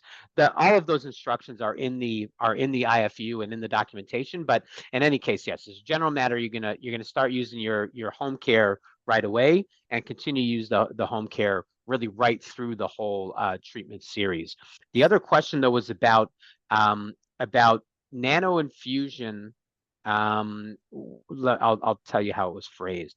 So we can only nano infusion in California, no needles. Is that enough for Lucente? It is. So again, It it is. is, I have right? I have Yeah. a few Yeah. customers who send me images. Take the customer's info. Let me get the person's info. Let me send them the images of somebody who's worked with nano infusion. I've actually had the problem is that I don't survey enough to find out what they're actually doing in California, because I know that there's that sort of closed door situation that, again, I don't pay any attention to because I don't want to be around for it. So I know that there are a lot of estheticians who can't needle, who do needle. I don't ask who does what, but I know specifically a couple that told me that they were doing that with nano infusion, and I saw very, very positive results. Very positive. Um, Avantika was asking that she has an acne client who's 22 years old suffering from hormonal acne, right? So how many BioRePeel treatments to do? Hormonal acne, and I'll tell you, this is not a bad question actually for the Facebook community, because you're going to get a variety of kind of different answers from from some of the professionals out there. As a general matter, though, like when you're talking about hormonal acne and calling it out as that, right? I think it's important to understand sort of a couple things, right? One, you for sure want to be gauging expectations, because there's no magic wand. You're not going to do, oh, I'm going to do BioRePeel and it's just going to go away. It's not going to go away because it's hormonal, right? And so there's the physical But what component are to we going that, to the do? We're physical going to destroy the manifestation. bacteria from underneath Yes. over and over and over and Right. over and over again. Yes. And come down to the point of hormonal acne. I don't even know if I should tell this to you, but you wouldn't want to see them 6 to 8 sessions. That's what you'd want to do. You'd want to see them so much. It almost, it's crazy is what you'd want to see them. You'd want to be able to turn over those cells. You'd want to be able to rip out that bacteria as much as actually possible, as much as they can handle. But That's what you want to do, and you want to encourage a proper lifestyle, of course, between them. Right, and that's really what I was going to say.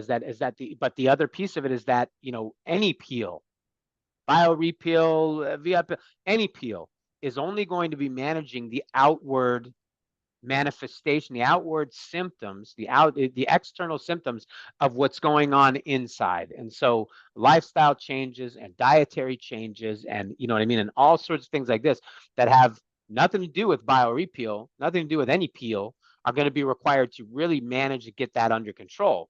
But to David's point, you're going to attack what's on the surface using this product and get at and get the pustules cleared up and smooth and relax and calm the skin texture, right, and things like that.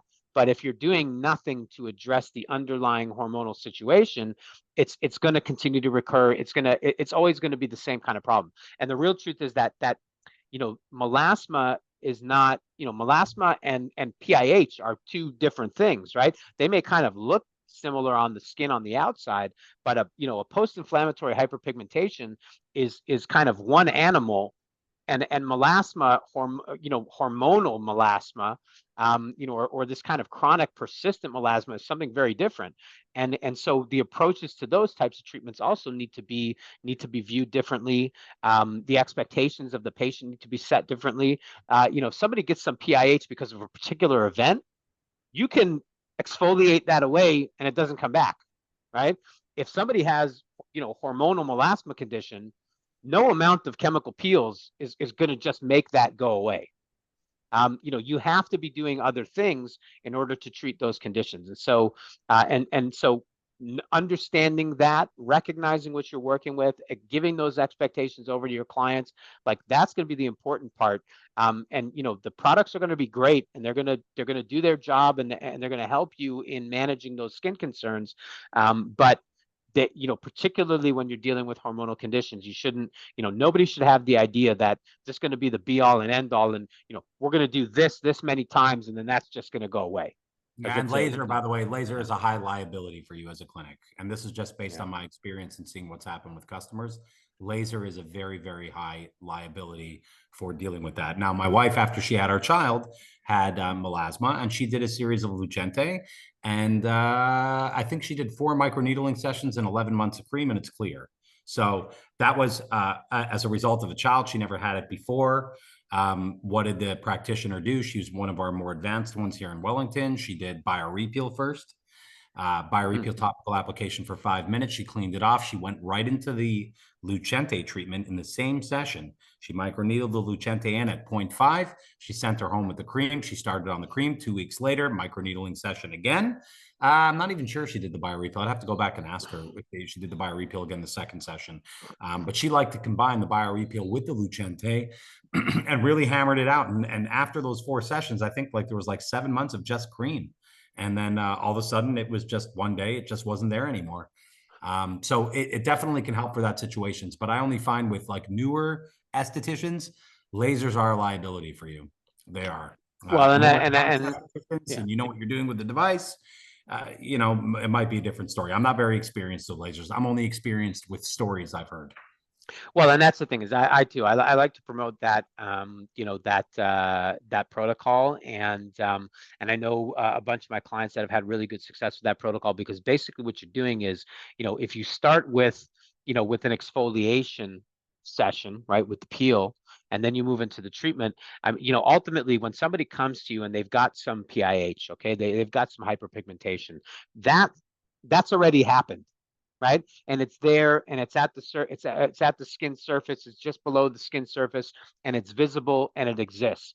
All that melanocyte generation and the development of the melanin and the pigmentation and all those things have already happened, right? So you're late to that party. So you've got this pigmentation. So first thing you're gonna do is the exfoliation step, right? You're gonna do that peel. Maybe even you're gonna do a BioRePeel, and then they're gonna come back a week later and you're gonna do a second BioRePeel, and then you're gonna get into your Lucente. And the reason why you're gonna do that is because, again, you're gonna do that work to kind of get rid of what's already there on the skin. And then now you're gonna go to the process of attacking that next generation of pigmentation that's going to start to develop in the place of the pigmentation you've just gotten rid of. And so it's, so doing that combination, doing that series, starting with that exfoliation step, attacking what's there, and then moving on to, going back to the village and burning it down, right? So then, you don't have this problem again. That's the approach that, that my clients have seen a really strong success, to clear up the melasma or the pigmentation in any case in a much more noticeable way, because you get that kind of immediate benefit of the exfoliation of the peel, and then combined with the the melanocyte generation, the attack on those processes that are going to cause pigmentation to recur. So again, I mean, I think, Dave, you're touching on something that's proven quite successful for my clients that are using this product. And Priscilla, I know that Priscilla too. I know Priscilla just ordered a whole bunch of the creams, just to have people using those creams at home as a brightening cream, because it's a really good. It's a really good product, just as a general matter, to be using on a regular basis to keep the skin clear, and to kind of keep pigmentation under control. If I go back and I just share my screen here for a second, just for one more second, the point that I want to make here is that the cream is really just an extension of the meso, right? So when you look at the ingredient sets here, between the meso and the take-home cream, they're almost identical. Okay, and so whatever you're doing with the mesotherapy to kind of kickstart that process, right, and really get under the skin surface and start to get the those ingredients down into the into the depths of the skin and the lower layers, right. When you go home and you're putting this cream on every day, all you're doing is backfilling channels of the skin and reinforcing that same set of ingredients over and over and over again, constant absorption into the skin, right? And so whatever it is that the meso is doing, this is going to continue to perpetuate that home cream. And so, if people are using this on a kind of a regular basis at home, is going to have that kind of inured benefit that you get, from doing the series. You're going to be able to really kind of extend that and perpetuate those benefits by just using the cream as a cream. And to tell you the truth, I didn't want to sell it as a cream for a very Yeah, long time. And then it came to a point where that's why I was asking you the other day. patients were telling me, number one, in California, they can't Yeah. microneedle, but they've already seen with the cream how it's been doing. And please, David, can you sell the cream? And I'm selling it for $300 a bottle. It's a 1 month supply and this and that. And I said, you know what? Fine, I don't care anymore. So I decided a couple weeks ago, forget it. You guys want to buy the cream, you want to sell the cream out of your spot, just don't sell it for less than $300. Because you know what? It's basically costs the client $10 a day, and it is the #1 tyrosine inhibitor on the market. Nothing comes close. They don't have anything with tranexamic acid. They didn't patent vacuum sterilization. We did. So whatever anybody claims that has tranexamic acid, I congratulate them. I hope they do well with themselves, but they didn't vacuum sterilize it. So it is not as strong as what I'm giving you. And that's all. So can it be sold to your patient for $300? Can it be sold for twice what you buy it for? 100% it can. Will everybody buy it? No, they won't. But will the ones who buy it be satisfied? Yes, they will. They'll see results within 2 weeks of actual existing PIH and melasma. So I've decided to open it up to people who don't want to microneedle. You don't want to worry about blocking the melanocytes. I mean, I don't know why, if you can. Obviously, we want to prevent it from coming back. But if you can't do it, this is an unbelievable inhibitor. It works incredibly. It can be sold. You can sell it with your head high. You can sell it with confidence. It's going to work, and they're going to see the results they want. It smells super strong, so warn them, because it costs me 5 times as much to make that cream as it does to make that meso. So it's a very, very popular product, and I think that I mean, I packaged it gorgeously because I want it on your shelves at the end of the day. I mean, that was my end goal. I was just hoping that the microneedling laws change so much state to state. I don't know how to keep up anymore. So I just, say, you want to buy the needling stuff, fine. You want to buy the creams, fine. I want you guys, I know that 50% of your income comes from retail, which I'm going to have a solution for shortly, but this should be one of the retail items that you have on your shelf to sell with confidence. So just quickly, so Limor, I guess that kind of answers your question, I suppose. And Lisa, welcome. Lisa and I were actually, we were just chatting on the chat like not too long ago. But Lisa, in any case, had a question about suggested pricing for Lucente. So as a series, together with the microneedling and the home care, generally speaking, my guidance is to look at something to the tune of about $400 a month. Okay, and so if you're doing a 3-month series, $1,200. Your cost is $570. Your sale price $1,200. If you're doing a 4-month series or a 5-month series, or a 4-month series, you probably stick around that 400 mark. If you're doing a 5 or a 6-month series, maybe you drop it down a little bit. You get into that 375 a month range or 350 a month range or something like that, just as the period extends. Okay, but to the point, once you've kind of finished that initial series, if they're going to a continued regular use of the cream, their fixed cost is essentially going to be about $300 a month, like David's telling you, for the bottle of cream, right? For the bottle of cream that they're going to use every month after that. Your cost is $150, your sale is $300. Your cost on the 3-month series is $570, your sale price, about $1,100-$1,200, right? So if you just look at kind of doubling up, the client will see the pricing as a kind of a monthly thing, but you're going to see it as a return, cost to sale, right? And again, look at how I packaged it. Please pay attention to how I packaged it. I packaged it like the Queen Elizabeth of cosmetics.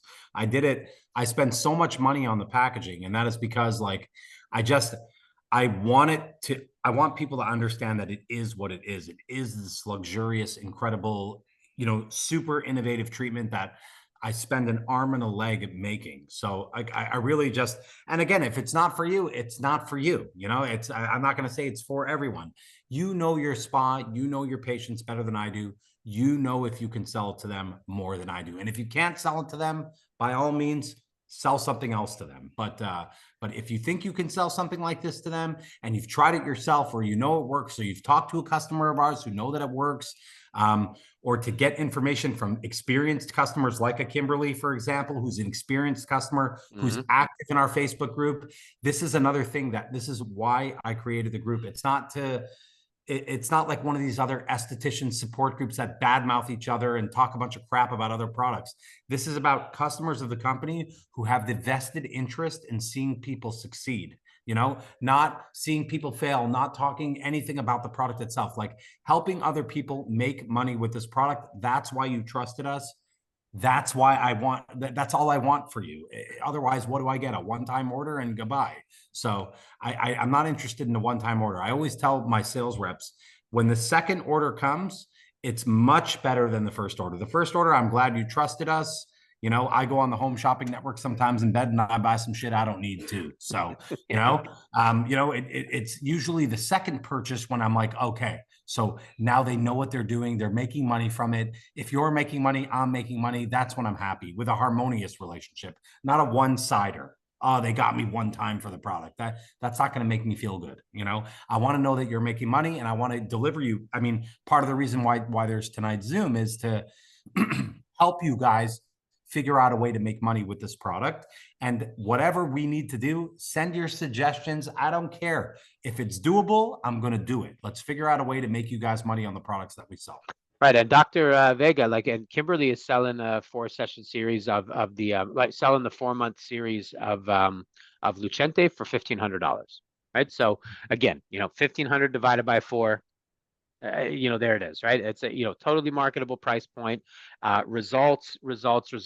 I have another client in Dallas. I don't think she's on here tonight. In the end, I don't think she made it. I got a text message from her today. She bought Lucente for the first time a couple weeks ago for a very specific client. She bought one kit.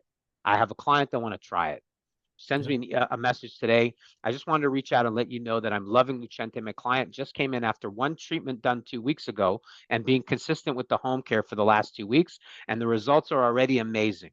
I'm so excited to see the progress of the next 2.5 months. I'm going to start another one of my clients on it soon, so I'm going to reach out to you to put in another order.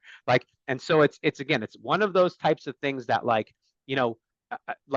the expectations need to be gauged. They need to be tempered and moderated and whatever. But at the end of the day, it's an effective product because the science is the science, right? Yeah. There's no getting away from the science. The chemicals react with the skin cells in the way that are described, and that's just the way it goes. And so if you go to the gym and you eat a large pizza after, you know what to expect. If you go to the gym after and you go home and you eat what the trainer tells you to eat, which hopefully was the right thing, you know what to expect as well. So your patient is going to know what they did when they went home. You're not going to know. You're not going to know. A lot of you tell me, I know what they did, but we really don't know what they did unless we're married to them or we're involved with them on some sort of personal level to where we go home with them. So we don't know what they do.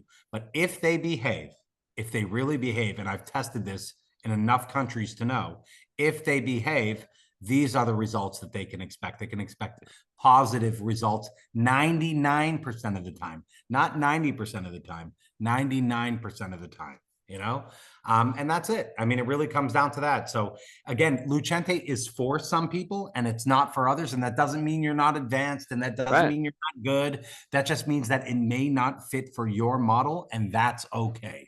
And it's for everybody's model, right? But it's also for a very specific client with very specific skin concern, right? So somebody comes with lines and wrinkles that's not what Lucente is made for, right? Lucente is made for that transitory hyperpigmentation, and a dynamic hyperpigmentation, not birthmarks, right? Birthmarks is not going to go away, but PIH, melasma, things like this that again are kind of transitory or somewhat kind of chronic in nature, right? These are things that you're going to be able to control with that, and that you're going to be able to again kind of layer in as part of a broader protocol to deal with those skin concerns for those people. And Priscilla was asking, what color is the cream supposed to be? For melasma? Well, I mean, no, the Lucente cream.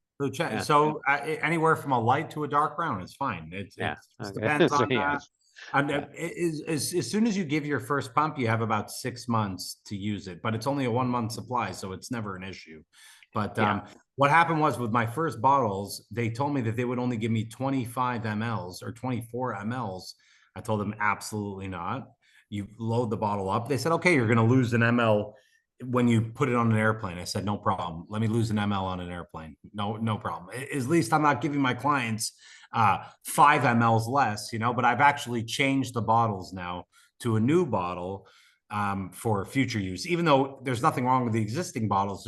It wasn't my, It was like a bag of chips, you open it it up and it's wasn't, half full. yeah, it wasn't Yeah. like the most beautiful presentation I ever wanted. But again, I needed it to market because I've seen it work in 81 countries in ways that I can't imagine. I was so excited based on seeing BioRePeel results in America. I was excited to see how the advanced estheticians could do with this product. And honestly, really, at the end of the day, it really only is mostly the advanced estheticians that order it. It's not ordered as much as BioRePeel or the Meso. It's ordered the least amount out of all the products we have. But you know what? It's ordered by the clients. And I think I've had 2 complaints the entire time, and one was from a tennis player who continues to play tennis outside, who's a professional tennis player. I'm not going to name names. Professional is who it's being done on, who was just in Australia. Like I just, again, that's the large pizza after the gym, like, so I don't get it. But again, they're overall happy with the vanity results. It's done. The cream is done on the existing current pigment, but they're developing more. But what can I tell you? You're eating a large pizza after you go to the gym. What can I tell you? You're not going to see massive change, and then I had another one who maybe shouldn't have bought it in the first place, but again, Lucente is not for everybody on here. It's not for everybody of this company. I get it. I understand it. I brought it. I wanted it as an option. I don't jam it down your throats. I don't do crazy promos on it. It's not like the BioRePeel. I just want it to be for the ones who want it. If you want it, you want to give it a shot, you want to abide by protocol, and you want to encourage your patient to behave, buy it by all means. I think you're going to be happy 9.5 times out of 10. Let me see what else we have here. Lucente. How many people do we still have on here? I'm very curious. 42. Wow. Which has been consistent kind of through the evening. Lucente for all skin, for all Fitzpatrick's, absolutely. And everybody here, that for the 42 that are here, make it 10%. All right, that's it. 42 that are here is going to be 10%. Free shipping. See that? 10% and free shipping. Never mind. There it is. Okay. Let's see here. Limor, you were asking to sell the exfoliant on its own to retail. It's been a big question. My practice clients love it. I'm going to just click for you to talk here just to clarify what you're talking about. Are you talking about the Forever Kit exfoliant, or what are you talking about? Yes, the Forever. Yeah, Forever Kit. Forever Kit. You retail it. That's the thing, is that small Forever Little Kit guys, is a retail size, right? That small box, with the sort of like the kind of size like this, right? Of those products, that's a retail packaging for that product. We have the back bar size too, right? The bigger one's a 7 ounce or whatever, but that smaller box is specifically a retail. It wasn't meant for retail, but after maybe 500 requests, I was like, all right, I'm making a bigger one for clinics. And my wife uses it Forever at least twice a week. So we can buy the bigger one to retail it? I mean, you can buy whatever you want to retail. At the end of the day, the only thing I want you retailing is things that involve licenses, like the chemical peel, the Meso, and the. But if you want to retail I have a client who retails the back bar Relift and Rehydras for $300 a bottle. People buy them. Yeah. Okay, perfect. Thank you. Yeah, no problem. Limor is our neighbor, Dave. She's right around. She's halfway between me and you. Limor is one of my favorite customers. Yeah. Customers we have. On what you call it over there, Atlantic. So yes, I think that's that. Let's see here. All right. I mean, I think that probably covers it for the questions. And listen again. I mean, I want to thank everybody for coming out. I mean, I'm gonna be posting this, after the webinar for anybody who came in kind of late or whatever. I'm gonna be posting it out there for for clients that missed it and everything else. But I hope again. I think kind of going back to where I started, right? I hope that if for nothing else, you've there's some small nugget of this somewhere, on the marketing side and whatever, that you're going to take away from here and say, oh, that's an interesting idea, or that was an interesting concept, or I'm going to try and do that, and then ultimately find some kind of a success in marketing the products that way. Again, the strengths of the products are known, the performance of the product is known, the efficacy of the product is there, the legitimacy and the established presence of the product exists, right? And I think that those things are just not, I mean, they're beyond reproach. They're without question, right? 8, 9 years later, with the product first went to market 2016, we're butting up against 2025 here very shortly. So 8, 9 years later, the product is out there globally with staying power, and tens of thousands of practitioners using it around the world. And I think that those things are things that you can capitalize on in terms of messaging, to take to market. And then again, just do the small things, the little promo, the little call to action, the little, build it around a specific event or whatever, these things that we talked about, in order to have more effective marketing and gain more clients. And I'll tell you that right now, I mean, there's a reason why I'm doing this now. And the truth is, I should have done it a month ago, but there's a reason why I'm doing this now. And it's because from like June until October, there's not a heck of a lot going on with other peels, right? Particularly depending on where you're living, but there's not a heck of a lot going on with other peels because of that summertime situation and the photosensitivity, and people are outdoors and they want to get out and do stuff. And the kids got soccer and they got this and that going on and barbecues. And they can't be locked away in the house for 2 weeks. And so peel season is over. But there's an opportunity to gain business, to bring people on board, to have uptake for the products and services that are offered in our suite of products and services, during this time in particular, because everybody else is sleeping.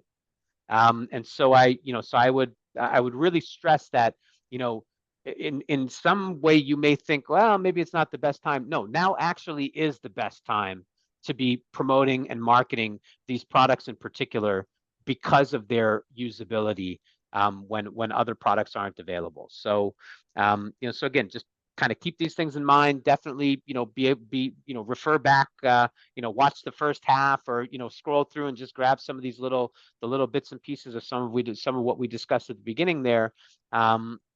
And try to use those ideas, and try to do some marketing based on those concepts. And then I think further to the point for myself, just in terms of sort of tying things together, whatever marketing campaigns you're doing, whatever it is, any success you're going to find in that, let me know, right? So I can get some kind of closure on the matter, and close the loop, and understand that there was value in what I did, right?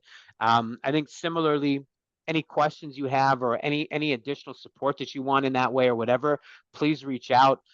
Listen, Benjamin is on this call here.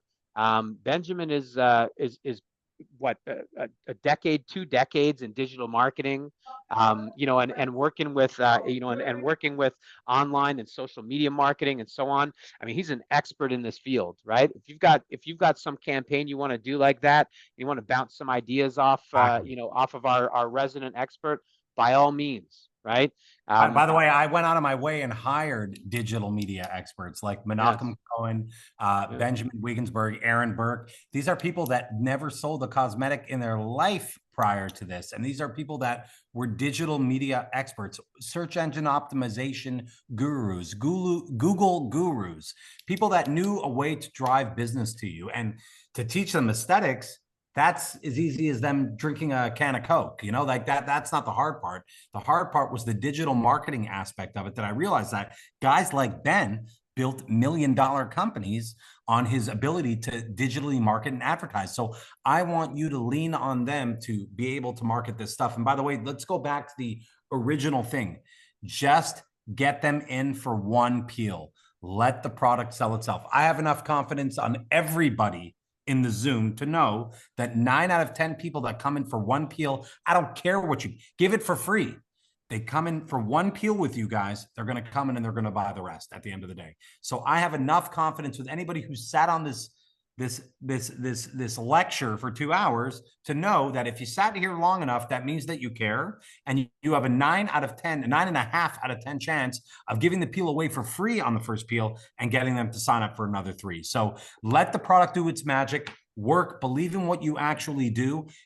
Give them a deal on that first one, whatever it is. But at the end of the day, trust the product that it's going to work the way that you want to work it. And you're going to be able to give that client that immediate result. And then they're going to understand day 2, day 3, that like this is a real situation that's happening right now. So I'll tell you, okay, so then I guess maybe in closing, right? So, we said that we're going to finish the webinar. We're going to give you some, code to use to get this discount. David has very graciously, extended and increased that, that incentive to, to 10%. And I mean, it's wonderful. The code that I'm gonna send it to you in an email anyways, but the code that I'm gonna ask you to use is actually something that, again, I'm gonna give credits to Limor on, because Limor, you said this the other day in a post somewhere. You said something about being true to the blue. Okay. And so I want to use code true to the blue. Okay. No, we're gonna go TRU, the number 2, BLU. Yes, true to blue. Okay, to get your 10% off discount. So thank you very much, Limor, for for the inspiration for that. And okay, yeah, and we're gonna use true to blue. All right, so TRU BLU, exactly. Make it all caps. TRU, the number 2, BLU. Forget the E. Okay. Well, I did it with the E, but we'll say without That the should E. be your license plate. Yeah. So let me change that. So I'll say true to blue. Okay. That's it. Like that. 10% And I'm free gonna shipping and a place in my heart So forever for I was giving us all gonna your do time. a T-shirt for when I go to the next convention, yeah. and I want the true to blue. Limor, we're making you the T-shirt. Don't worry. Get her in. We're gonna make you the T-shirt. Oh, I was talking to my husband. I didn't know you heard Don't me. worry about it. We're making you the T-shirt. Don't go buy anything. I'm making you the T-shirt. You didn't mute. So I'm probably gonna even do like a name brand, like a Lululemon, and then I'll just patch it up. Oh, you're so cute. You don't have to. Nah, that's how it goes down. So okay, so that's how it's gonna be. So I'm gonna get an email out here, follow up for everybody. Thank you so much again. Like I say, do not hesitate for even 1 second to give me a call. I think that anybody who's, I don't know, there's some people on here that are not my clients or whatever. Anybody who's on here that my client knows very well. Like if you call me and I don't answer, it's because I'm sleeping or I'm dead. Okay, it's like it's one or the other. Okay, because otherwise 6:30 and never mind. I'm up at 5:45 in the morning and I'm going to sleep around 11. Okay, so it's anytime in those hours. You're going to catch me. So any questions you have, anything you need, don't hesitate to reach out. And we're here to support you. We want you to succeed. Your success is our success. This is how it goes. So I do definitely appreciate you. Have a wonderful night. I'll let you go. Thank you very much, everybody. Thank you so much. Participating. Thank you very much for giving us your time. We appreciate you. I hope this discount helps. It goes, obviously we're going to take a look at everybody that gave us their time, and we're going to extend it. I mean, if you gave this discount and you're not ordering for another 2 months, it doesn't matter to me. You're going to get it on your next order. And that's about it. So thank you for taking your time. I know your time is money, so I'm going to make your time worth some of my money. And I really appreciate it. Yeah, and Kiara, you know what? I see, Kiara, you've got I'm sorry. Kiara, I see that you've got some questions. Just email me after if you don't mind, or I mean email to myself, whatever. Just reach out to us in any case with those questions. I think we'll get into some of that pricing with you for the Lucente in a little more detail. Priscilla, I'll also answer your question. I'm actually going to ask your question about cryofacial in our esthetician group, just to get some more feedback on that specifically, because I don't have personal experience with it. And then that the code is going to be sent out in the email. Okay. Thank you guys. Thank you, everybody. Thank you. Have a great night. Thank you. Alright. Thank Bye, you. Thanks. everybody. Okay. Bye-bye.